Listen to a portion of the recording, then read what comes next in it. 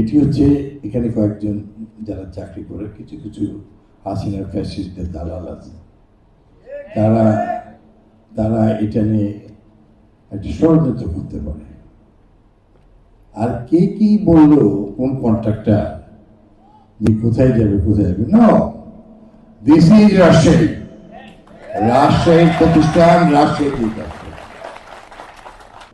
NESCO কেন কোনো কিছু রাজশাহী দেওয়া যাবে না, Rajshahi first.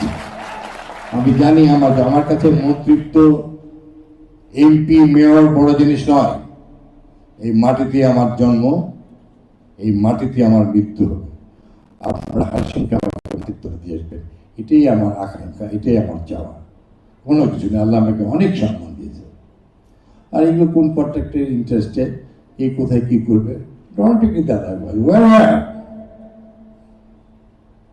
we are elected leader here. I have more responsibility. And the last responsibility, I sacrifice my life for any time of this time. কোনো ভয় পাওয়ার কিছু নেই।